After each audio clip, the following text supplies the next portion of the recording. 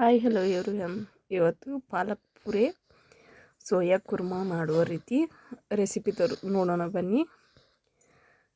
ಮೊದಲಿಗೆ ನಾ ಪಾಲಕ್ ಸೊಪ್ಪು ತೊಳೆದು ಎಲ್ಲ ಇದು ಮಾಡ್ಕೊಂಡು ಇಟ್ಕೊಂಡಿದ್ದೀನಿ. ಒಂದು ಸ್ವಲ್ಪ ಬಿಸಿ ನೀರು ಒಂದು ಕುದಿಸ್ಕೊಂಡು ಇದು ಮಾಡ್ಕೊಂಡು ಮಿಕ್ಸಿಗೆ ಹಾಕ್ಕೊಳ್ಳೋಣ. ಒಂದು ಕುದಿ ಬರೋವರೆಗೂ ಅಷ್ಟೇ ಕುದಿಸ್ಕೋಬೇಕು, ಅಂದರೆ ಹಸಿ ವಾಸನೆನೂ ಹೋಗುತ್ತೆ ಮತ್ತು ಮಿಕ್ಸರ್ಗೂ ಸಣ್ಣ ಆಗುತ್ತೆ. ಜಾಸ್ತಿ ಕುದಿಸ್ಕೋಬಾರ್ದು. ನಾನು ವೀಡಿಯೋ ಮಾಡ್ತಿದ್ರೆ ನನ್ನ ಮಕ್ಕಳು ನೋಡ್ತಾಯಿದ್ಲು.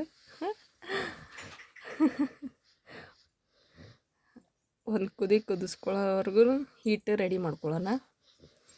ಹಿಟ್ಟು ಜಾಸ್ತಿ 1 ಅವರ್ ಆದರೂ ನೆನಿಬೇಕು, ಅಂದರೆ ಸಾಫ್ಟಾಗಿ ಬರುತ್ತೆ ಪೂರಿ. ಹಿಟ್ಟು ನಾನು ಮೈದಾ ಹಿಟ್ಟು ಹಾಕ್ಕೊಂಡಿದ್ದೀನಿ, ಮತ್ತು ಒಂದು ಸ್ವಲ್ಪ ಬಾಂಬೆ ರವೆ ಹಾಕ್ಕೊಂಡಿದ್ದೀನಿ. ಒಂದು ಅರ್ಧ ಕಪ್ ಗೋಧಿ ಹಿಟ್ಟು ಹಾಕ್ಕೊತಾ ಇದ್ದೀನಿ, ಅಂದರೆ ಸಾಫ್ಟ್ ಗರಿ ಆಗೋದಿಲ್ಲ. ಗರಿ ಬೇಕು ಅಂದರೆ ಸ್ಕಿಪ್ ಮಾಡ್ಕೋಬೋದು. ಪಾಲಕ್ ಮಿಕ್ಸರ್ಗೆ ಹಾಕ್ಕೊಂಡಿದ್ದೀನಿ. ಇದನ್ನು ಚೆನ್ನಾಗಿ ನಾದ್ಕೋಬೇಕು. ಒಂದು ಸ್ವಲ್ಪ ಉಪ್ಪು ಸೋಡಾ ಹಾಕ್ಕೊಳ್ಳೋಣ. ಲಾಸ್ಟ್ಗೆ ಎಣ್ಣೆ ಹಾಕ್ಕೋಬೇಕು. ಹಾಕ್ಕೊಂಡು ಒಂದು ಸ್ವಲ್ಪ ಚೆನ್ನಾಗಿ ನಾದ್ಕೋಬೇಕು. ಚಪಾತಿ ಹಿಟ್ಟಿಗಿಂತ ಒಂದು ಸ್ವಲ್ಪ ಸಾಫ್ಟಾಗಿ ನಾದ್ಕೊಳ್ಳೋಣ.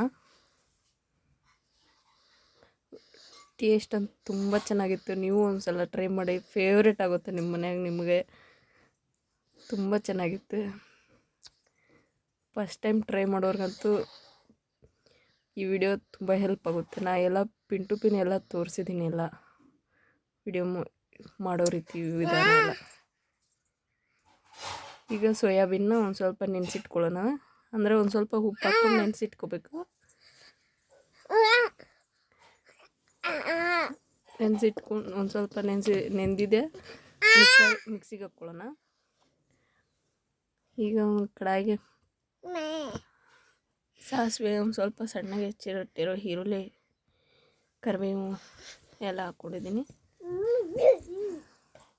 ಎಲ್ಲ ಫ್ರೈ ಮಾಡ್ಕೋಬೇಕು. ಒಂದು ಅರ್ಧ ಟೊಮೆಟೊ ಹಾಕ್ಕೊಂಡಿದ್ದೀನಿ.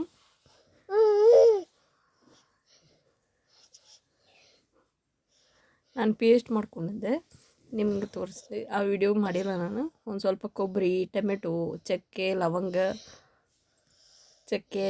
ಒಂದು ಸ್ವಲ್ಪ 1-2 ಹಸಿಮೆಣಸಿನ್ಕಾಯಿ, ಶುಂಠಿ, ಬೆಳ್ಳುಳ್ಳಿ ಎಲ್ಲ ಹಾಕ್ಕೊಂಡು ಪೇಸ್ಟ್ ಮಾಡ್ಕೊಂಡಿದ್ದೆ. ಅದನ್ನು ಹಸಿ ವಾಸನೆ ಹೋಗೋವರೆಗೂ ಒಂದು ಸ್ವಲ್ಪ ಫ್ರೈ ಮಾಡ್ಕೊಳ್ಳೋಣ.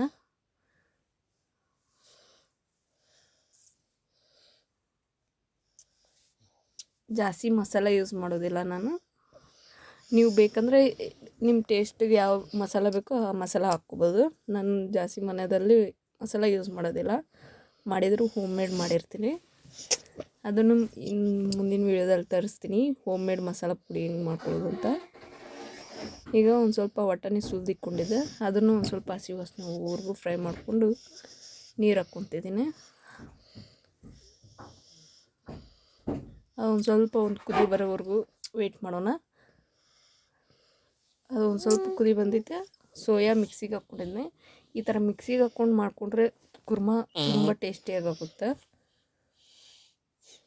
ಮನೆಯದಾಗ ಸಣ್ಣ ಮಕ್ಕಳಿದ್ರೆ ತಿನ್ನೋದಕ್ಕೂ ಚಲೋ ಆಗುತ್ತೆ. ಒಂದು ಸ್ವಲ್ಪ ಉಪ್ಪು ಹಾಕ್ಕೊಂಡಿದ್ದೀನಿ.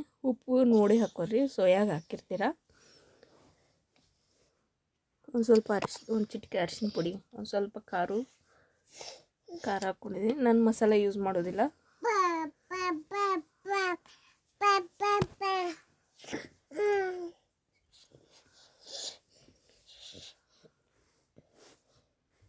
ಒಂದು ಕುದಿ ಬಂದಮೇಲೆ ಎಲ್ಲ ಕಲಿಸ್ಕೊಂಡು ಇಷ್ಟೇ ಆಯಿತು. ಮತ್ತು ಲಾಸ್ಟಿಗೆ ನಮಗೆ ಒಂದು ಸ್ವಲ್ಪ ಕೊತ್ತಂಬರಿ, ಇದು ಚೆನ್ನಾಗಿ ಕುದಿಬೇಕು. ಕುದ್ದಾದ್ಮೇಲೆ ಒಂದು ಸ್ವಲ್ಪ ಕೊತ್ತಂಬರಿ ಹಾಕ್ಕೊಳ್ಳೋಣ. ನಿಮ್ಮ ಹತ್ರ ಫ್ರೆಶ್ ಕ್ರೀಮ್ ಇದ್ದರೆ ಕ್ರೀಮು ಒಂದು ಸ್ವಲ್ಪ ಹಾಕ್ಕೋಬೋದು. ಲಾಸ್ಟ್ ಆಯ್ತು. ಮತ್ತೀಗ ಪೂರಿ ಹಿಟ್ಟು ಚೆನ್ನಾಗಿ ನೆಂದಿದೆ. ಇದನ್ನ ಇನ್ನೊಮ್ಮೆ ಕಲಿಸ್ಕೊಂಡು ನಾದ್ಕೊಂಡು ಪೂರಿ ಇದು ಮಾಡ್ಕೊಳ್ಳೋಣ.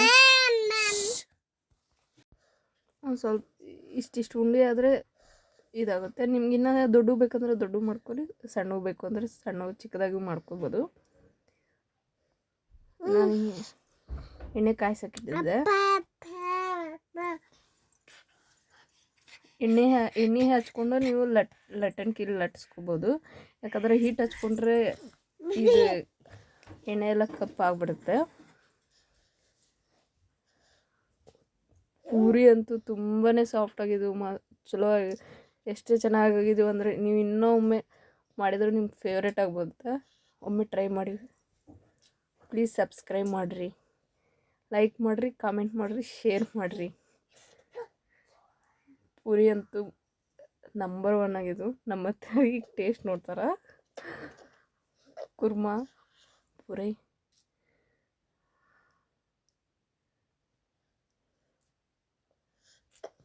ಸೇಮ್ ಹೋಟೆಲ್ ಸ್ಟೈಲ್ ಆದಂಗೆ ಆಗಿತ್ತು. ನಾನು ಮಸಾಲ ಜಾಸ್ತಿ ಹಾಕೋದಿಲ್ಲ. Thank you friend watching.